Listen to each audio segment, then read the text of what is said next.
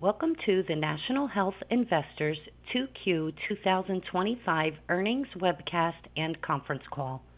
At this time, all participants are in a listen-only mode. A question-and-answer session will follow the formal presentation. If anyone should require operator assistance during the conference, please press star zero on your telephone keypad. Please note this conference is being recorded. I will now turn the conference over to your host, Dana Hambly. You may begin. Thank you and welcome to the National Health Investors conference call to review results for the second quarter of 2025.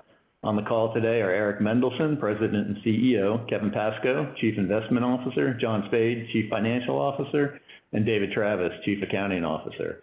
The results, as well as notice of the accessibility of this call, were released after the market closed yesterday in a press release that's been covered by the financial media. Any statements in this conference call which are not historical facts are forward-looking statements. NHI cautions investors that any forward-looking statements may involve risks or uncertainties and are not guarantees of future performance. All forward-looking statements represent NHI's judgment as of the date of this conference call. Investors are urged to carefully review various disclosures made by NHI and its periodic reports filed with the Securities and Exchange Commission, including the risk factors and other information disclosed in NHI's Form 10-K for the year ended December 31, 2024, and Form 10-Q for the quarter ended June 30, 2025. Copies of these filings are available on the SEC's website at sec.gov or on NHI's website at nhireit.com. In addition, certain terms used in this call are non-GAAP financial measures, reconciliations of which are provided in NHI's earnings release and related tables and schedules, which have been furnished on Form 8-K to the SEC. Listeners are encouraged to review those reconciliations provided in the earnings release together with all other information provided in that release. I'll now turn the call over to our CEO, Eric Mendelsohn. Hello, and thanks to everyone for joining us today. We followed a strong start to the year with an even stronger quarter, which exceeded our expectations. The second quarter's outperformance was multifaceted and driven by solid execution throughout the enterprise. The faster pace of acquisitions in the first half of the year, exceptional SHOP NOI growth, and continued deferral collections on improving tenant fundamentals were all major contributors. Due to the outperformance and good visibility, we're raising our 2025 guidance for the second time this year. We increased the midpoint of our normalized FFO guidance per share by 9 cents to $4.80, representing year-over-year growth of 8.1%. With our improving growth and excellent coverage, we also announced last night that we are increasing the dividend for the first time in 4 years. Additionally, we're excited to share a milestone event for NHI. Effective August 1st, we completed the transition of 7 properties from leases to SHOP, resulting in an increase to our annualized SHOP NOI of approximately $8.8 million or 57%. Following these transitions, SHOP will represent almost 10% of our consolidated NOI. Given the significant organic and external growth opportunities, we expect that percentage to grow exponentially both on a near-term and long-term basis. Since we established SHOP in April of 2022, we've been methodically preparing to grow this portfolio as we believe senior housing operations provide the highest growth potential with the best risk-adjusted returns in our investment universe. Through investments in personnel as well as other internal and external resources, we're confident that we now have established a strong foundation across our asset management, business development, accounting, and legal functions to strategically expand the SHOP portfolio at a rapid pace. Turning to the SHOP results for the quarter, SHOP NOI increased by over 29% compared to the second quarter of 2024. While there were some non-recurring benefits during the quarter, which Kevin will detail, we're pleased that the early strategy to focus on driving higher occupancy is now leading to improved RevPOR growth and margin expansion. RevPOR growth of 3.7% and NOI margin at 26.9% are both record results since SHOP's formation. We continue to see substantial organic upside in this portfolio. With the conversions, we expect pro forma annualized 2026 NOI growth to be double digits. The pipeline activity continues to make us optimistic that acquisitions will be a meaningful component of our growth profile for the next several years. We've announced investments of $175 million so far this year and currently have approximately $130 million under signed LOIs, which we expect to close in the next few months. This includes a SHOP deal valued at approximately $74 million, as well as a purchase option that we've exercised on a large entrance fee community. The incremental pipeline at nearly $350 million is entirely focused on senior housing, including a significant number of SHOP deals. We expect to have several signed LOIs in the next 2 quarters. As I just mentioned, we expect acquisitions and SHOP acquisitions in particular to be a major contributor to our growth profile. While we view every deal based on its own merits, we also employ a portfolio approach in which we measure any new acquisition's impact on the yield and growth of the overall SHOP portfolio. Obviously, we like the deals and we see many that offer tremendous NOI growth, and we evaluate situations in which the deal may open up a new relationship or geography where we see significant future opportunity. Through this approach, we are also developing a stable of institutional class operating partners that should allow us to source more opportunities with more seamless integration into our platform. Overall, our goal still targets aggregate initial yields to be accretive immediately with expected multi-year exceptional NOI growth. The balance sheet continues to be in great shape and very supportive of funding the significant investment pipeline. Our net debt to adjusted EBITDA at 3.9 times is below the low end of our target range, and we have available liquidity of approximately $760 million.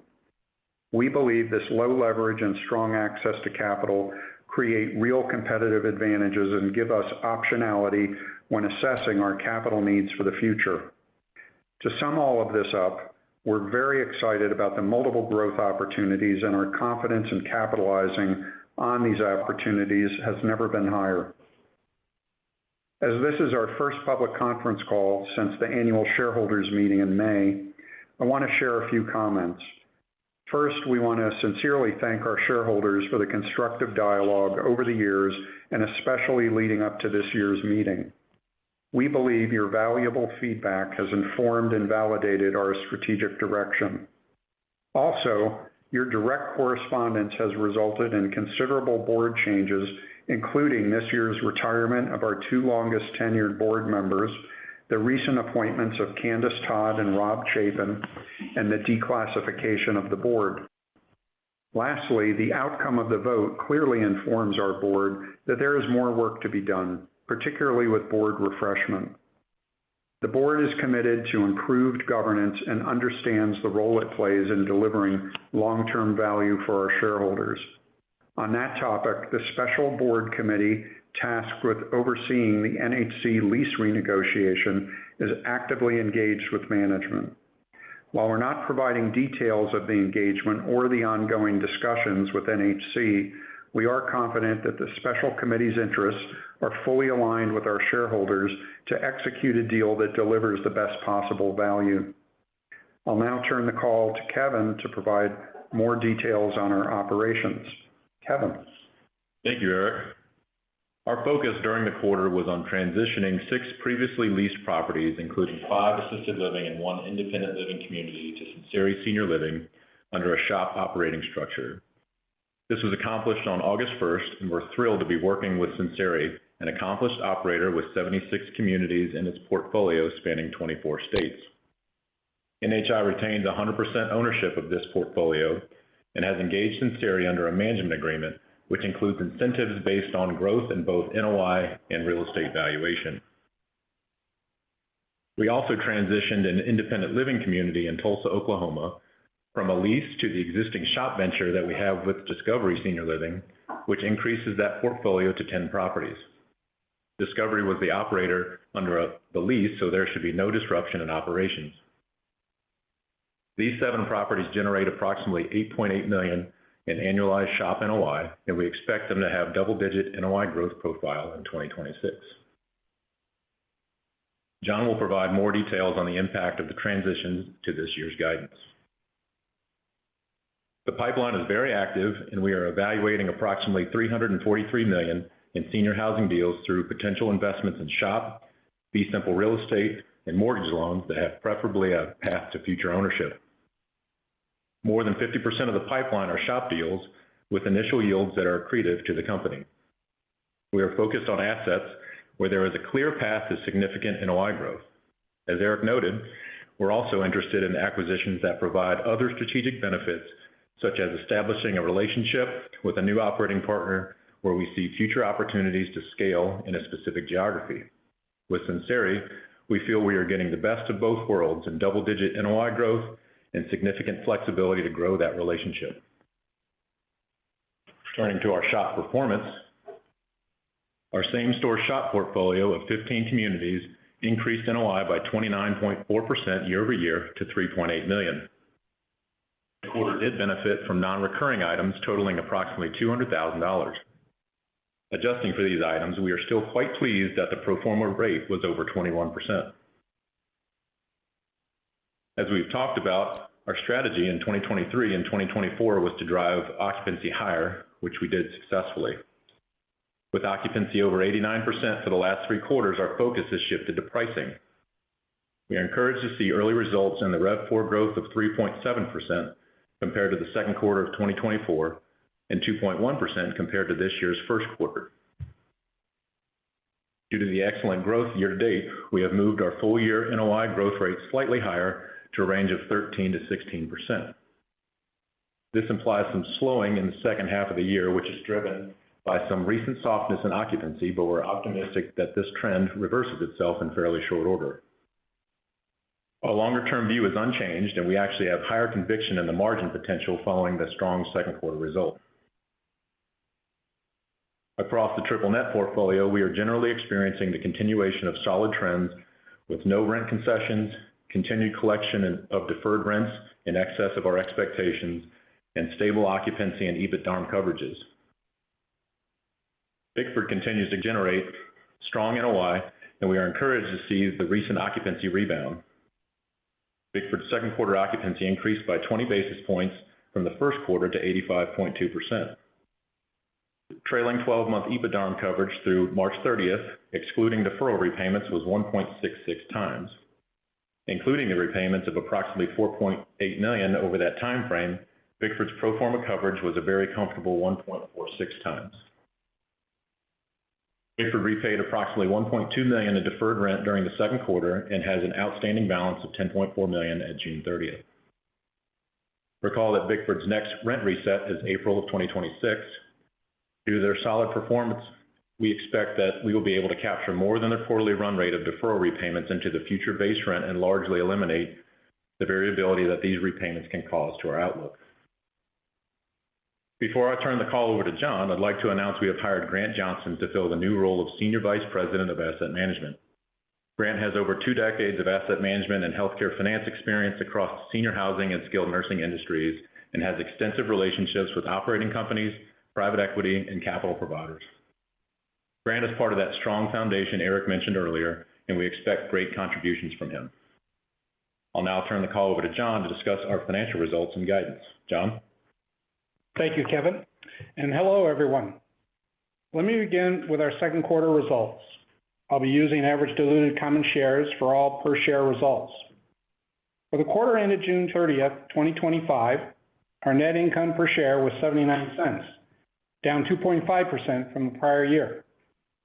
Our NAREIT FFO results per share for the second quarter, compared to the prior year period, increased 0.8% to $1.19 per share.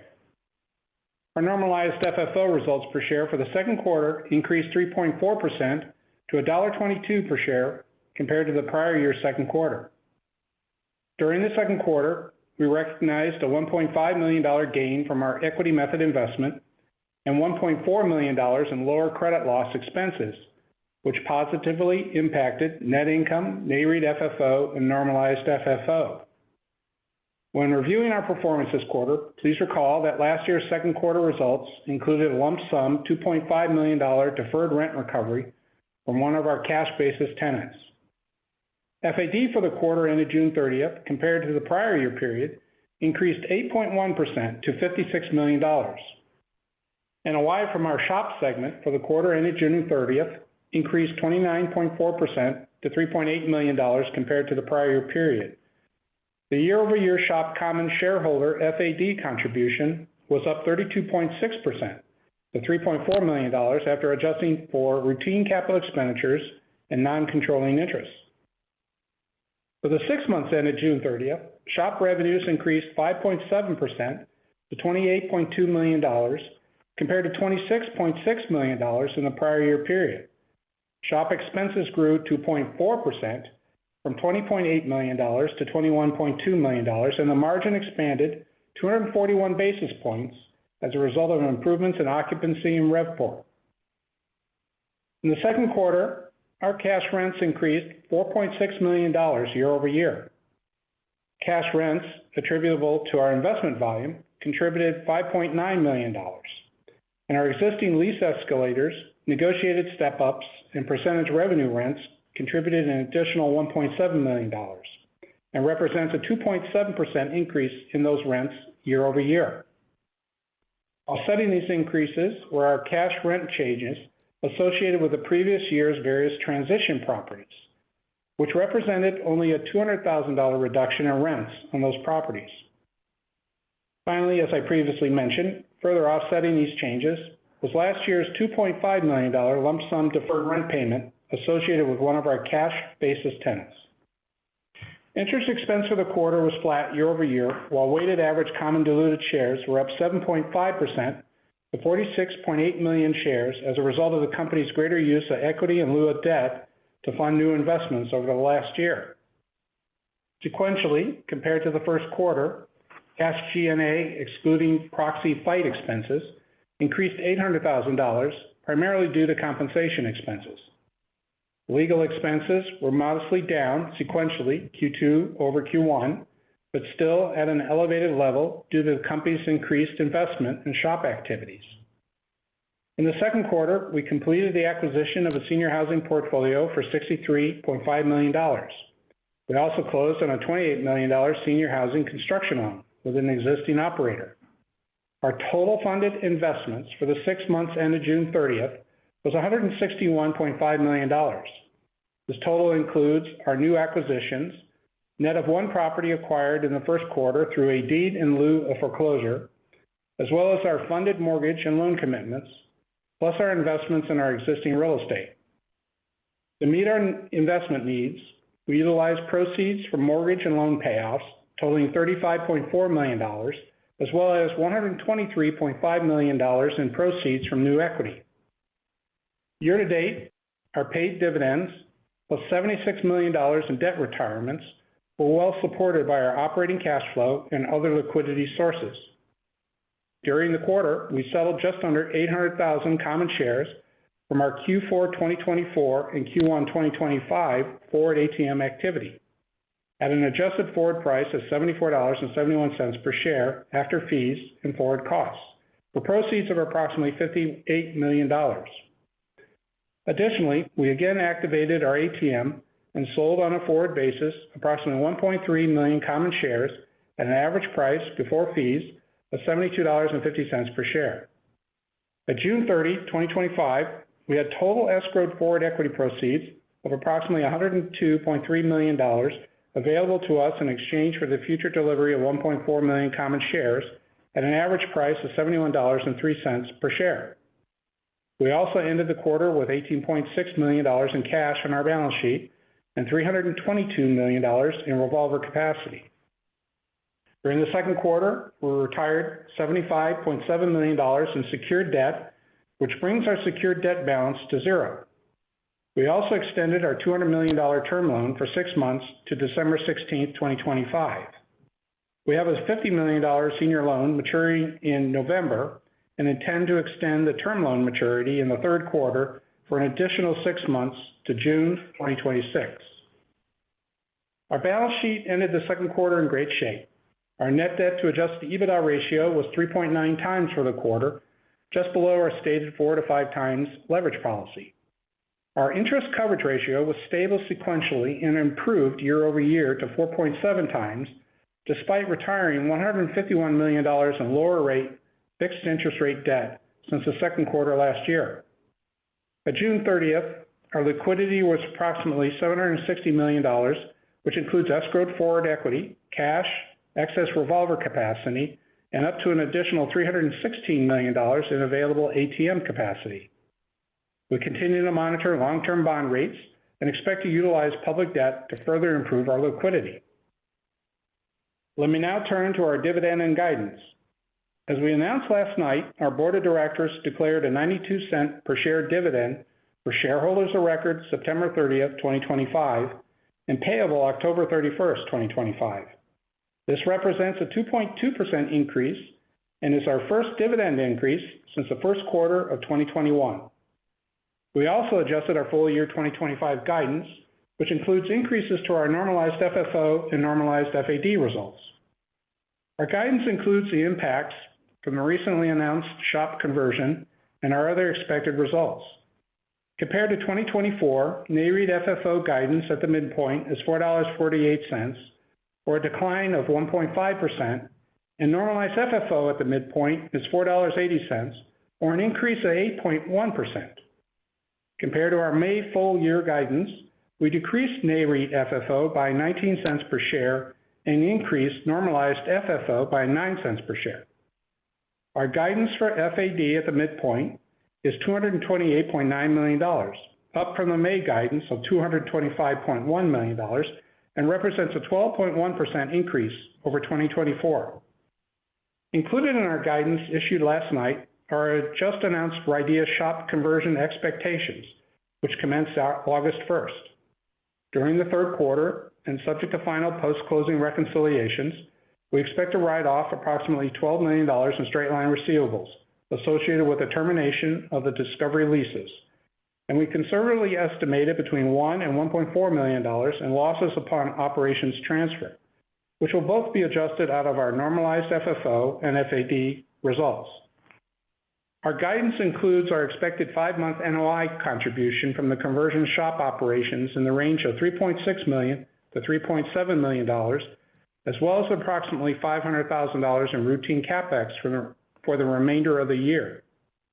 During the third quarter, the company also expects to recognize Discovery lease revenues totaling approximately $3.3 million, subject to final post-closing reconciliations. Our guidance includes same-store SHOP NOI growth in the range of 13% to 16% over 2024, which is up slightly from 12 to 15% in prior guidance. Guidance also includes the continued collection of deferred rents and the fulfillment of our existing commitments.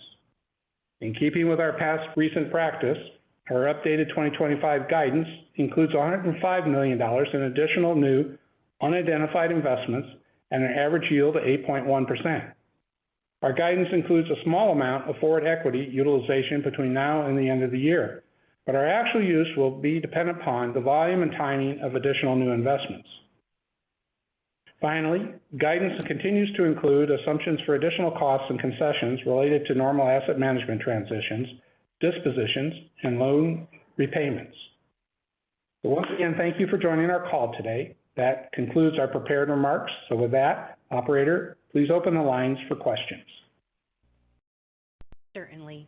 At this time, we will be conducting a question and answer session. If you would like to ask a question, please press star 1 on your telephone keypad. A confirmation tone will indicate your line is in the question queue. You may press star 2 if you would like to remove your question from the queue. For participants using speaker equipment, it may be necessary to pick up your handset before pressing the star keys. One moment, please, while we poll for questions.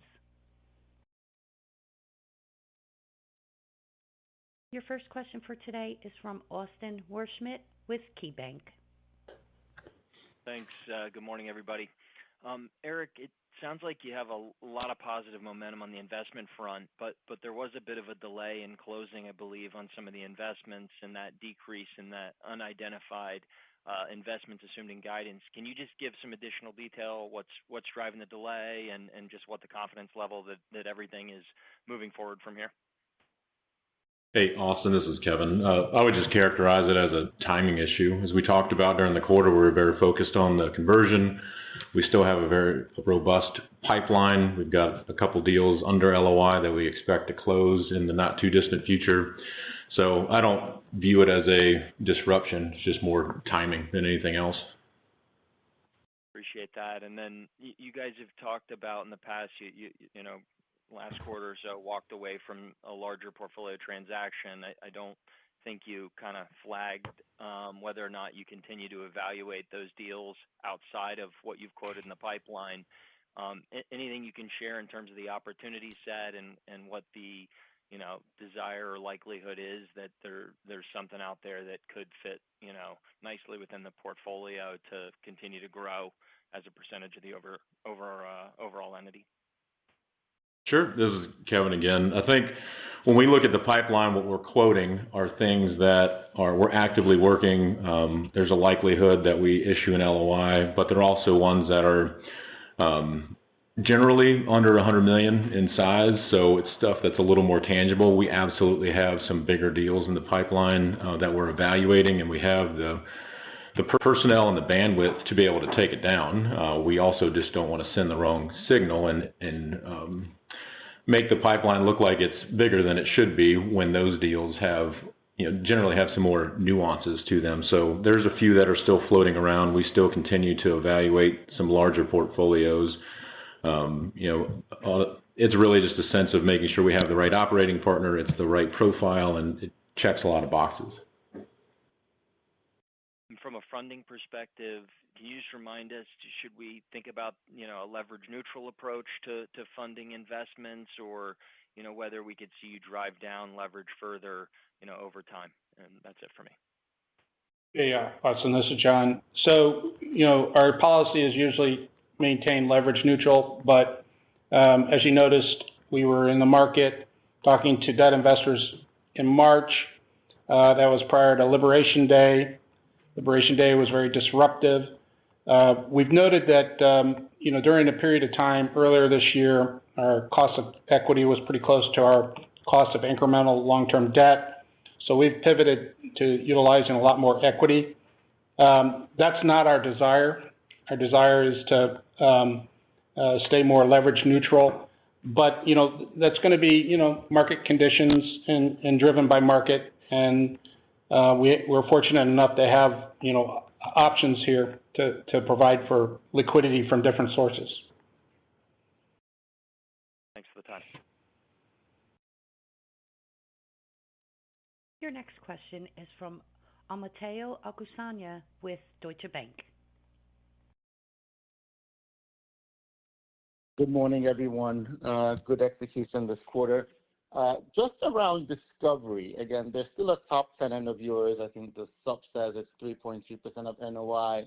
Just curious how you were thinking about that overall relationship today, because again, you transitioned a bunch of assets away from them, but then there's still this one independent living asset that you actually kept with them in the SHOP portfolio. Just wondering what some of the challenges are that caused some of the transition, and just how you're thinking about the overall relationship today. Hey, Tayo, this is Kevin. Yeah, as it relates to Discovery, they're still going to be an ongoing partner of ours. We have 10 buildings with them in SHOP. We continue to see some NOI growth within that portfolio and expect more out of them. So they're going to be a piece of our business going forward. As we talked about on the last call, it's a matter of making sure that we're promoting the things that are going well within the relationship, which is why we moved over the independent living building from triple net to SHOP. We want to promote that piece of it. So you'll continue to see them be a piece of our business. They're a large operator in the space. So we like having them as a customer, and we'll see what the future brings for us there. But on the assisted living side, is there something thematic with those assets you transitioned? Do they not have scale in those markets? Or just kind of curious why that decision was made? Well, I think this is a function of their smaller buildings and secondary markets. Discovery had done a okay job coming out of the pandemic and getting them turned around, but as we've really just described, I generally think they do really well with bigger buildings and more primary markets. They've done a decent job here, but we wanted to make sure that we had the right focus. Not to say they weren't giving focus to the buildings. It was just a function of it was time for a change and wanted to make sure that we had a partner that was going to be able to succeed with smaller buildings in the secondary markets, and think that there's still a fair amount of growth that's left in these, which is why we made this transition. Makes sense. And then one other quick one from me. I think you made a comment that shop there was like some near-term softness in occupancy you saw, maybe post 2Q, and you were kind of hoping it was just a temporary thing. Could you just talk a little bit about what you're seeing out there and what may be causing that, whether it's just you're starting to ramp up on pricing and maybe that's what caused the pullback? I think it was really two things.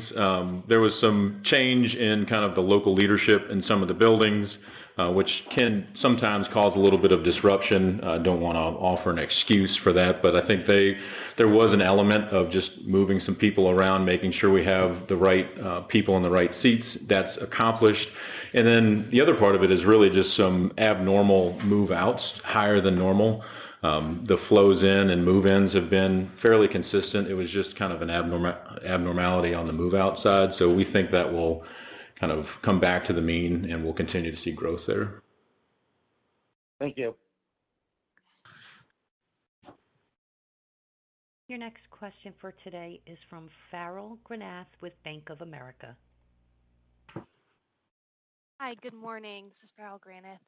I first just wanted to touch on the recent hire of Grant and how does that play into how you're thinking about either your investment or strategy when expanding into either the shop business or just expanding into senior housing generally? Good morning. This is Kevin again. The focus for us was to make sure that we have our asset management team in a very good spot to be able to take on where the business is going, which is going to be more of a shop focus. And that's going to require us to have an expansion of oversight.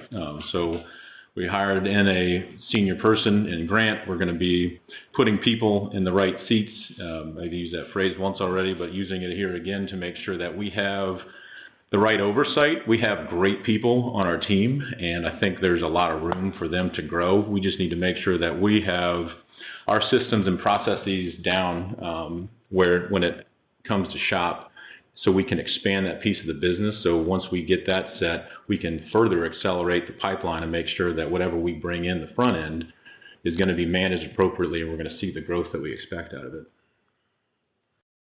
Great. And also on the SLM, I know you had received some of the loan payment that you had previously disclosed last quarter.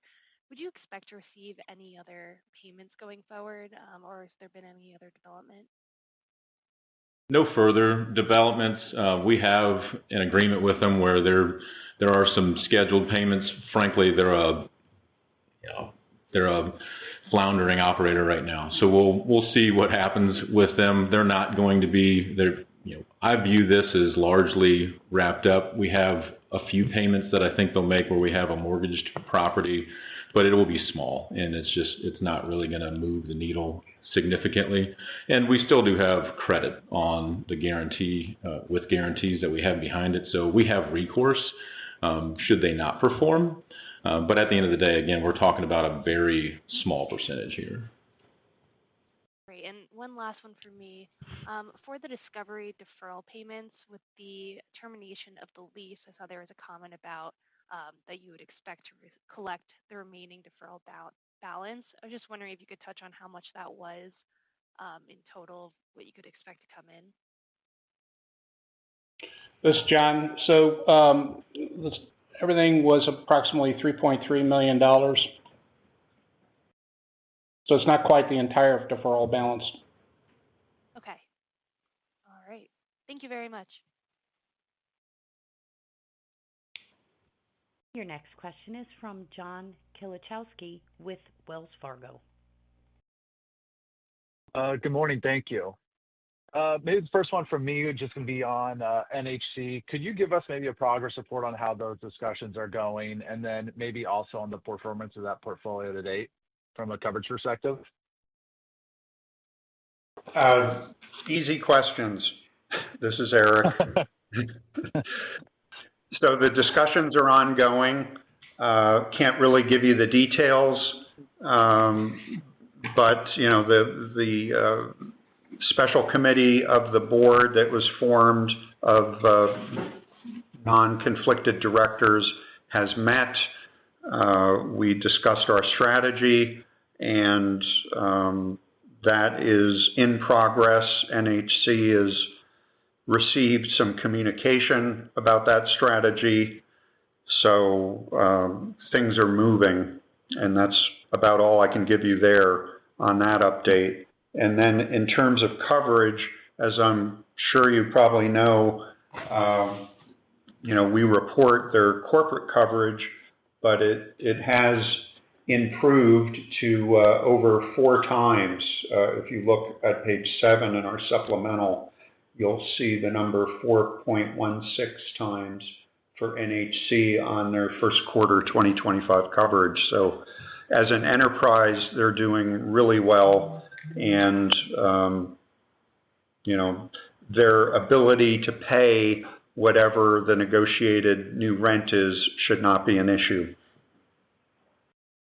Got it. Very helpful. And then, an extension of that is, in the past, you've mentioned the potential to do some dispositions out of that portfolio, come the turn of the new lease.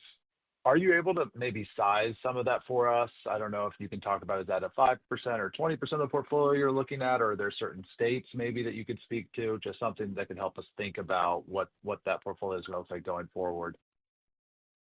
The way I think about it is from a pure asset management perspective, which means that you can cull some of the underperforming buildings or more difficult states and come up with a better portfolio that possibly could pay more rent. So as I've said in the past, a lease renewal could look like a combination of buildings that are sold and remaining buildings that are paying higher rent. Got it. Thank you.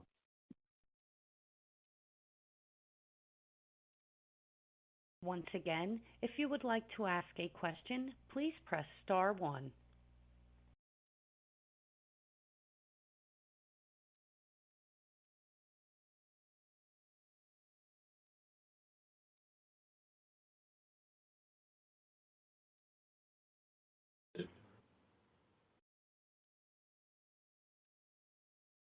We have reached the end of the question and answer session, and I will now turn the call over to Eric Mendelsohn for closing remarks.